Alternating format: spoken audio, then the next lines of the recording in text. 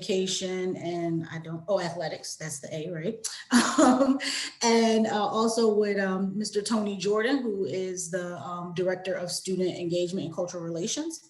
If you have questions that you want to have posed during the session, or you have any questions, you will use the chat feature and you'll be able to chat with Mr. Jordan, who has his name listed as chat with me here. We're a really small group. I think folks can unmute themselves as well. And so we can probably just do some live questions that way. So without further ado, I'm going to kick it off to Dr. Cotto to get into the presentation. Thank you, Rahima. I want to thank Rahima for all the work that she's done behind the scenes to set up for today. I also would like to welcome Commissioner Malloy in assisting in this presentation, as well as Tony Jordan.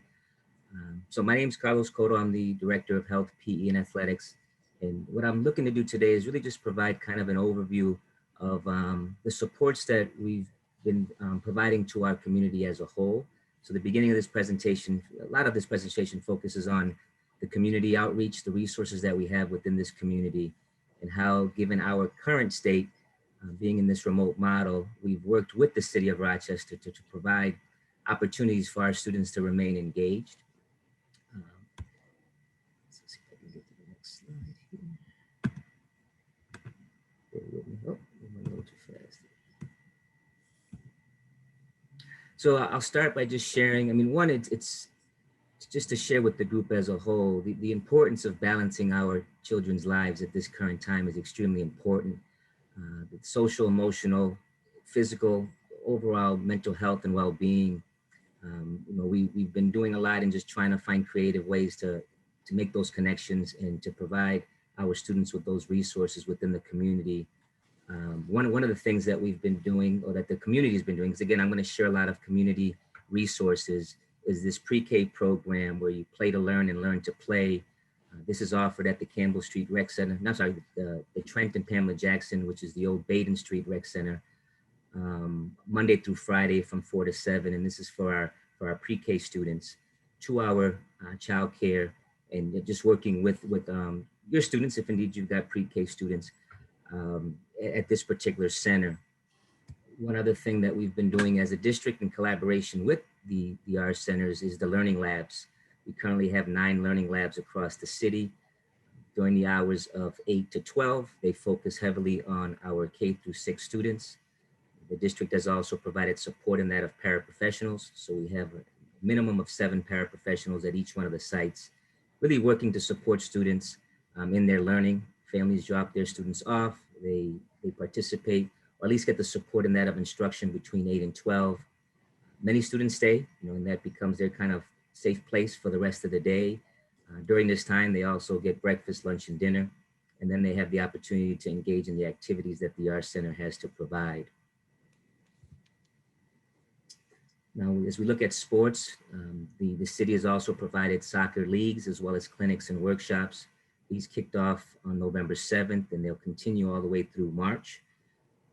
They're focused on ages as young as 5 all the way through high school. And they've got different times in which they provide these particular programs within the community. We also, the city of Rochester is looking to hire. So if you've got children that are interested in painting or drawing or sketching, the deadline for this application is November 19th. So if you are interested, or your children are interested in participating in these particular programs, this is one that's being offered across the city of Rochester as well. The Rocky Sinclair Center opened up on November 4th, and this is a unique program that's open at 8 p.m. through 12, Monday through Saturday. Again, connecting students to the sport of basketball and many other activities. They've got esports and some gaming and some other activities that take place at the center here. Along with that, they have professionals from the community just looking to engage our students, not just in the sports world, but also just in their own personal lives, and trying to connect them and keep them grounded and focusing on not only their academics, but also what's going on in their own personal lives. And this particular program focuses heavily on 16 to 25-year-old students. The Guardian and Me, I know for this particular one, which started on November 2nd, this is focused on parents and their children talking about puberty. It is a 2-week session. I've been trying to connect with the city to find out if this 2-week session is kind of just continues after each 2 weeks.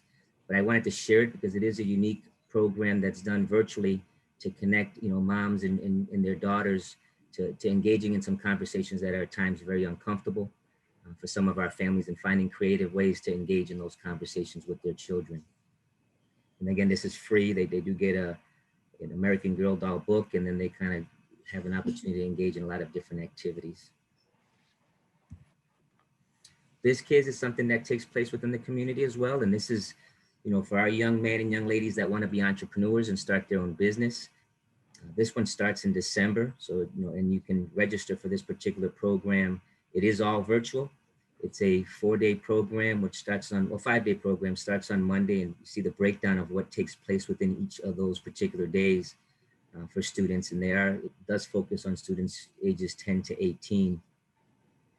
Along with this program, these young men and young ladies then go to the public market, and they're able to display and kind of put their entrepreneurship kind of hats on and engage in the community. So this is open on those dates listed, so that, if we as parents or members of the community want to go and engage with these young men and young ladies, to just kind of continue to empower them to believe in themselves and to continue to pursue the careers that they may choose to pursue, just based on this entrepreneur experience as a whole. This crossover and conversation is something that's done over at number 12 school, the Frederick Douglass Arts Center. I don't have a lot of information in reference to the dates, but there is their Instagram as well as their email. And this is just engaging, free basketball clinics and health talks with medical student coaches. So individuals that are in the medical field within our community at our local colleges, engaging with students and, providing them with some health talks, as well as members of our community working with students on clinics and workshops, at the Arts Center, at this particular Arts Center, which is the School 12 Arts Center. I want to share one other thing before I hit this particular slide. The other piece is our Student Leadership Council. I know that Mr. Jordan is on the call, but he is seeking members of the Leadership Council for this upcoming school year. And even as of now, and then also the Boys and Girls Club. So I'm just giving a little slice of what we have within our community, and that of recreation centers. I will tell you that we're just rich in resources here in Rochester in reference to what we have for our students as well as families. And, I'll continue to work with the city in looking to provide additional kind of opportunities that we do have. I will tell you that during this particular time, given where we are, even as I now transition into our interscholastic, and interscholastic's a little different in reference to the presentation more so, but working with the city of Rochester and providing those particular opportunities for our athletes, middle school to high school. They've been very open to providing access and opportunities within those centers, to the point where they, even to this day, could create and would create opportunities even for programs that are not operating at this current time, just as we work together and collaborating to keep our students engaged. But the Boys and Girls Club also has programs that are running throughout the course of the school year as well. And I know that on many of the district websites, even on the one on social emotional, there's other resources and opportunities for our students. As I jump into this, is just to kind of give you all an update on some of the things that are taking place in reference to the department. We do have next week, Wednesday, we're doing the Journey of a Scholar Athlete, which has a focus on the NCAA Eligibility Center, as well as some former athletes. This particular presentation will be done via Zoom, and it'll be shared with all the athletic directors. And what we do here is we have Brett Crandall, who's the counselor over at East, along with London Booker, who's one of his interns, will speak around the NCAA Clearinghouse Eligibility Center and what it takes to attain those scholarships. We will also have Kayla Gauze, who's one of the only NCAA scout in our community, that will be taking a portion in that of just the scouting piece of it and what students need to kind of expect or be prepared to know as they transition from middle school to high school. And then we are inviting 6 of our former student athletes to be part of a panel discussion These athletes will tell their story, their journey, and provide some perspective around their experience, both, as high school students and even as they've now moved on to college. Some of these particular athletes are also graduates, that are now holding master's degrees due to their due to the connection that athletics have played in their lives. We are looking, or we have, and this was just finalized as of yesterday, that there will be a parent and caregiver meeting for families that are inquiring and looking into what's happening with interscholastic sports. That meeting has been scheduled for the 23rd of November from 5 to 6:30. There we will go deep into where we currently are, what we're currently doing in reference to assessing interscholastic sports, and in our hopes and goals to see what we can do to bring programs back into the Rochester City School District. And then on the 9th of December, Kim Batten is a East High graduate, spoke to her yesterday to confirm that she wants to speak to our student athletes and provide some words of encouragement as well as motivation. So we've set that up for December 9th. That'll be a Zoom meeting as well. It will be for all of our student athletes. She also wants to do something specifically for our track athletes because she was an Olympian in the hurdles. So, but I just sharing those three particular things in reference to the upcoming events from within the department. I'm not sure if, Tony, if you had anything that you'd like to share, or Commissioner Malloy, in reference to what's been shared so far. Just on my part, I would just say to the parents that are on, if you could share with your family and friends who have students in our district, to reach out to their school, to stay in touch and find out what opportunities are available, to also find out the emerging information as it comes out about various programs. We are doing a lot of the after school activities like the Student Leadership Congress and other leadership teams through the virtual world. So they are still going, and they're a good opportunity for students to stay connected with their classmates and advisors.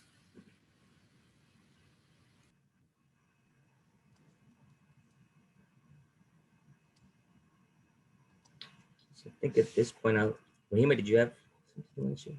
Oh, no, I was just going to come in and share that I received a few questions from Mr. Delahanty.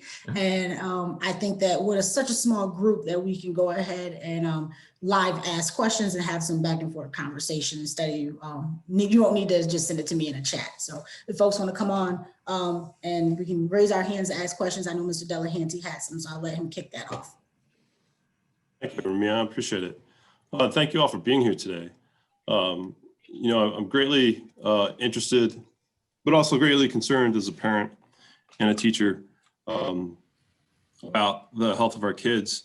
And what I've learned over the past year is the importance of athletics in the health of our children. And it seems like education really has these three pillars that our kids' health rests on, and that is the academic piece, the physical or athletic piece, and then the socialization piece. So athletics is really, really important for relieving the suffering of a lot of kids. And whatever sports that our athletic directors can put together, I think it would be doing a world of good. We may not be able to get to everybody, but we could certainly get to a good number if we're working together with parents and districts. We could probably reach out to a number of kids that we didn't originally think possible. So my first question is, will we begin winter sports at the last week of November? I would share that at this current time, we have not made a decision, but it is a priority for us as a district. I mean, we've been in a lot of conversations in reference to the planning and preparing going into that November 30th. We have set up that meeting, and I do know that meeting is just a week prior to the start. With that said, there's a lot of conversations that are taking place and have been taking place for quite some time in reference to, our programs. I know that going into yellow has created some concerns and just trying to figure out where we are as a state and what might be decided. Cuomo just today indicated that if rates go up in the city, that they're going to shut down schools. So I think as a district, we've been monitoring all this from the beginning, ultimately looking really to do all we can to support our students, but really just making sure that we're assessing and monitoring what's taking place within our community as a whole prior to making that decision. But it is a priority for us. And I think the meeting on the 23rd will provide, I definitely want to have families provide insight or what have you. I know many of you have reached out to me as well as the superintendent via email. But we're just assessing and processing and doing all that we can to be ready, but also see what makes, as we continue to assess and process, to see when we can and if we can. I wanted to just piggyback. Good morning, everyone, and Mr. Good morning. Delahunty. Good morning. Morning. It's good to see you, certainly. So we have been looking at this, and we're really in a difficult position right now. I certainly want to open up school as quickly as we possibly can. We did make the decision on January 4th to start slowly by opening it up for our students with the most significant disabilities. And we also have been looking at, can we have a winter season in the Rochester City School District? I'm basically on a daily call with Dr. Mendoza, talking through how we might be able to accomplish this. The last step in this is to communicate with parents and get some feedback. But what I did do is I asked Dr. Cotto and Dr. Black, whom he reports to really look at athletic soup to nuts and to see what might we be able to offer. I have to say, obviously, the high risk sports and wrestling, that's an absolute no for me. I don't believe that's safe. But some of the low to moderate risk sports that have been approved, we are taking a look at the possibility. Again, what I think makes it difficult is that we're in yellow and we're potentially on our way to being orange. We certainly don't want that to hinder. And so we are planning. My worry with indoor track and field is that if colleges and universities are not open, I don't think that's going to be possible for us to have indoor track because there'd be no space. But we are looking at bowling. We're looking at the potential of swimming as well. I completely understand the importance of athletics as I'm a former athlete. I'm a former swimmer, basketball player, volleyball, softball, and tennis. So I understand the impact of athletics, and the goal is to try and do it as safely as possible. We might have a little bit of a delay if we're able to do this, but we are actively. So it's not a no, it's not a yes at this point. We've just got to make sure that we can do it safely. But I have to be very transparent. I'm getting increasingly concerned about this upward tick. And it's my understanding that once Thanksgiving comes, that with college students coming back, that could be problematic. But we are actively seeking how might we be able to have some type of winter season for athletics. Thank you, Superintendent Myers-Small, for that response. I Absolutely. know that Ms. Brown, I see you raised your hand, and I think Ms. Payton just put her hand up after that, and I think Mr. Delahanty, you had another question. We'll circle back to that if that's okay. Okay. I'm hopping between workshops. I wanted to show my face, but I'll be back through on the second round as well. But I wanted to make sure I showed my support here as well. Thank you. Thank you. Mm-hmm. Thank you, Rahima, and greetings, Dr. Myers-Small. It's nice to meet you. I'm Kirsten Brown-Warren, a parent at School 12, and I've always been a champion of parent engagement. And fortunately, I know how to get to the people I need to get to get to events or to connect with people. But I feel like the presentation that was just made here by Carlos, I would like to see those flyers perhaps on Facebook, on Instagram, emailed, a parent newsletter. I couldn't find anything on the website, so I don't know how parents are finding out how to get to these events, these Zoom events here, or what they're about. So is there a way, or if you could direct me to where I could go, or if there isn't a place, could there be created a centralized location online and social media where parents can find out how to participate in these activities? Yeah, so I can, I know that the DRISE website, which is the City of Rochester, has those, but what I can do is work with our communications department. I'm working on getting them translated in Spanish as well. But I think all of what you mentioned, we can easily do. I just got to work with our communications chief and see how we can put it in all those different social media platforms. Yeah, and then the other thing is we are working to get some of these opportunities sent directly out to students, so that at least the high school age students who can um, communicate to their parents and make some choices for themselves also are aware of some of these opportunities.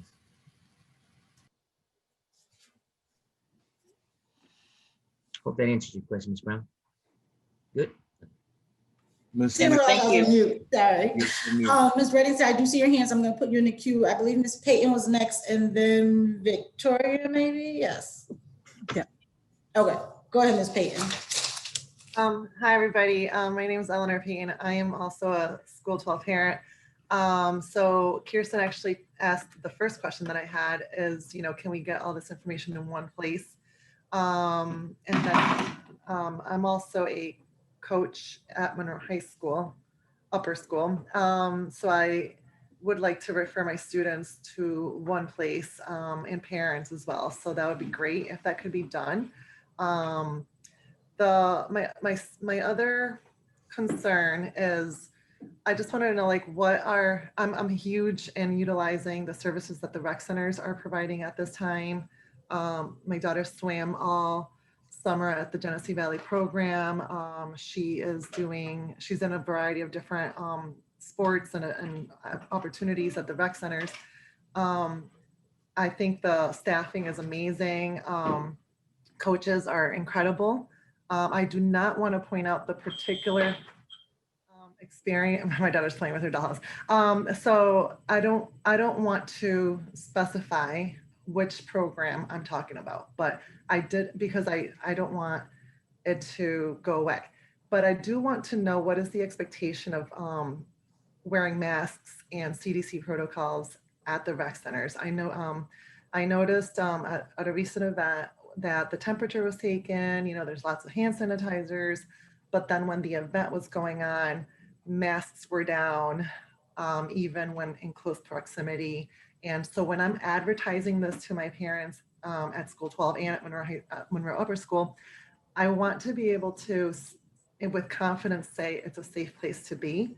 But when I don't see it happening, I feel apprehensive about that happening. Again, the coaching is great. The relationships that are being built are amazing. The role modeling is great, but I just really need to know that not only the athletes or the students are participating, but the parents, there's a level of expectation for those CDC protocols, not only for safety at the moment, but to continue being open.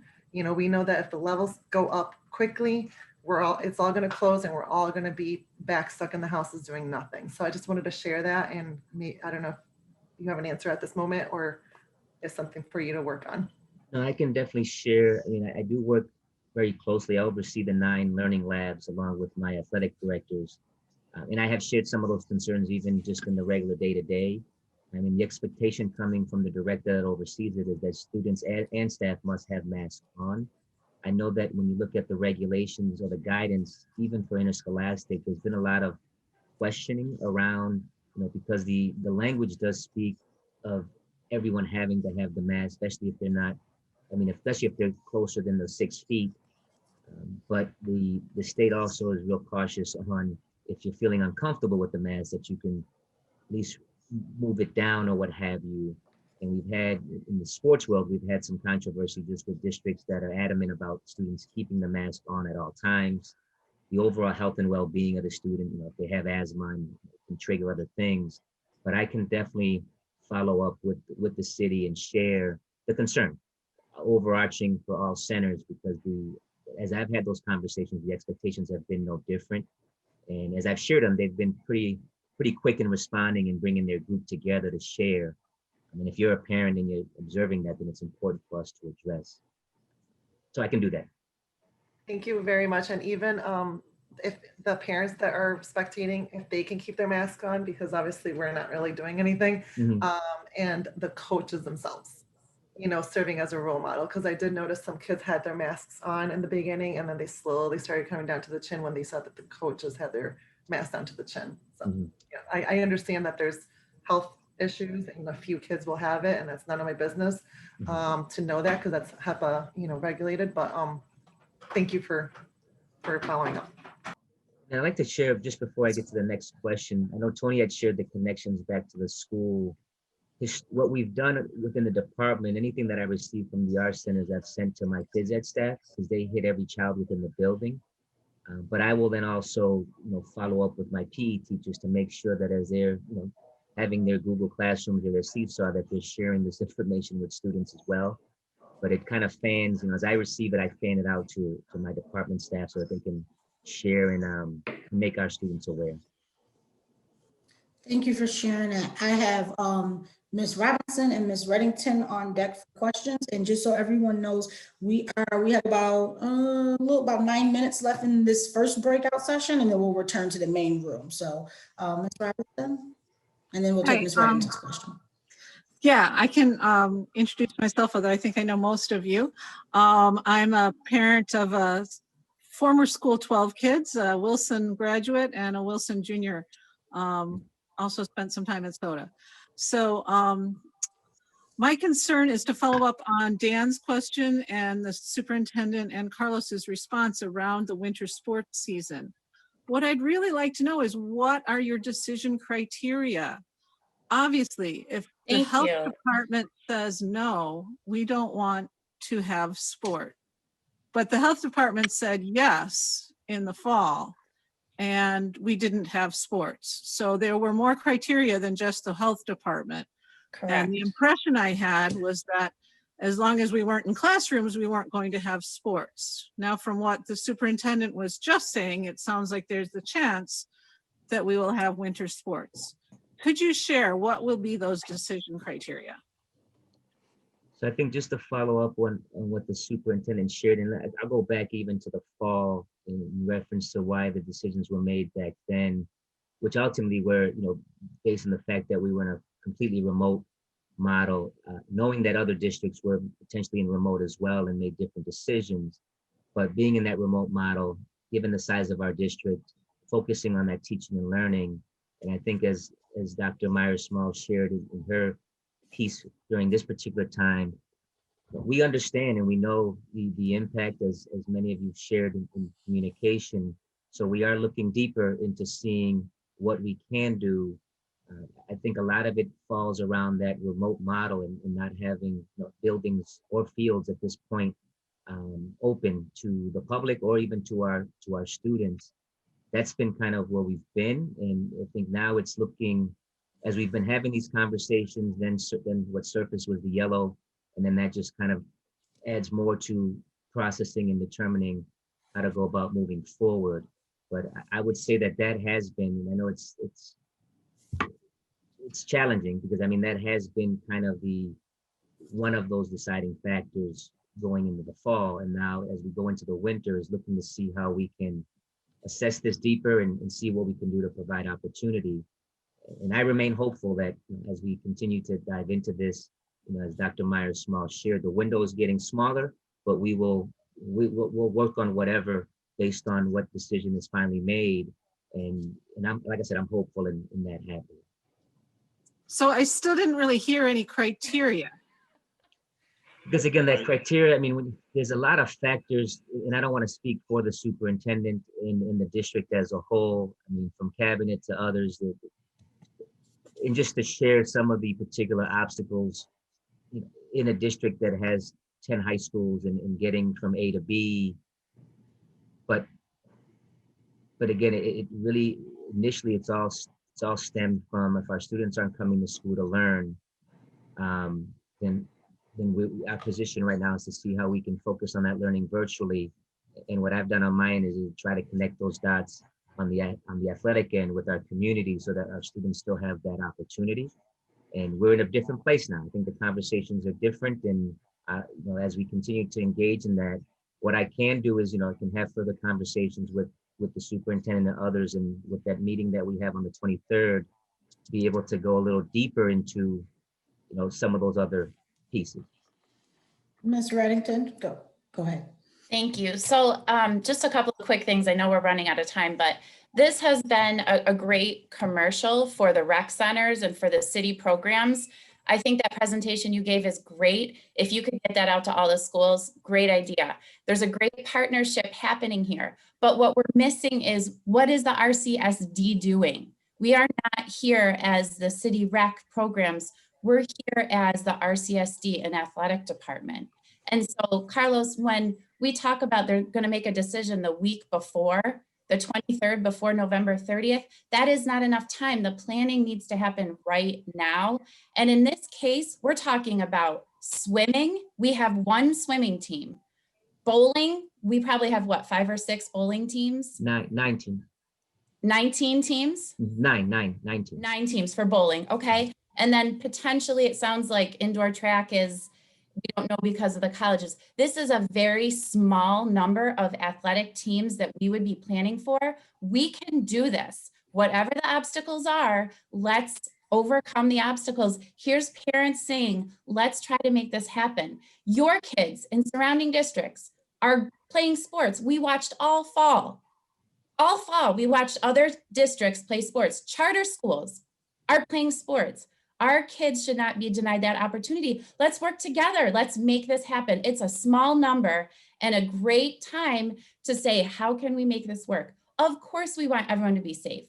Of course, if we end up in the yellow, the orange, we have to reassess. But to just say, be vague and not transparent, and we don't know what the guidelines are, we're not going to put up with that anymore. It is time now to make things happen for our kids and our students. Please. We're trying to persuade you. Let's attempt this. Let's try to make it happen, or provide us the exact reasons why we can't do it. And Okay. Carlos, we've worked a long time together, back when you were at East High School as the athletic director. And one of the metaphors that I've always used for my students, particularly my TLI students, is that sports, the extracurricular, it's the dessert of education, right? And I know as a parent with my own kids, the way that I get them to eat the peas and the things that they don't really want to eat at dinner is because of the idea of dessert. And we're taking that dessert away from our kids. And because of that, they are disengaging. I can tell you, and like as a teacher, not my own children are going to be okay because they have a strong safety net. I'm actually more worried about our other students that are just as capable as mine. However, they don't have that same safety net. And to hear my students tell me that they feel forgotten as they watch and witness kids around the county participating in sports and getting some face-to-face time somehow, and our kids are sitting in front of computers all day, they are disengaging, and it is really, really damaging our students in many ways. We need to come together as a district, as partners, parents, the district, the community together. And there are fields that are being used, because I went by East High School and watched soccer being played by somebody. I'm not sure what group, but I drove by Culver. Adams Street Rec Center is part of the city. And we continue to keep, swimming there through the rapids. So and school 12 is open, playing basketball, we just heard, in the rec center. So schools are open and we can do it. We can do it. RCSD. I just want to interject for 1 second. We're about to close out and they're going to force us back into the main room. This session will be available if you have more questions for a second session if you want to come back. But I just want to make sure everybody's aware of what's kind of going to perhaps we happen. could send the recording to Dr. Myers so that she knows how families feel. That's Right. my suggestion. Yeah. And thank you for taking the heat on this, Carlos. But we just really want to do the best for all children, or as many We wanna children work as we together. possibly can. We want to be I want to share with you. This is my life. This is what I live. So, all Yep. of what you're sharing, I truly understand it. My research is aligned with it as well. So I truly, I appreciate all of what you're sharing. We will Use end our here. passion, pass it on. Yes, I Here to help. understood, We're understood. here to help. Yeah. And I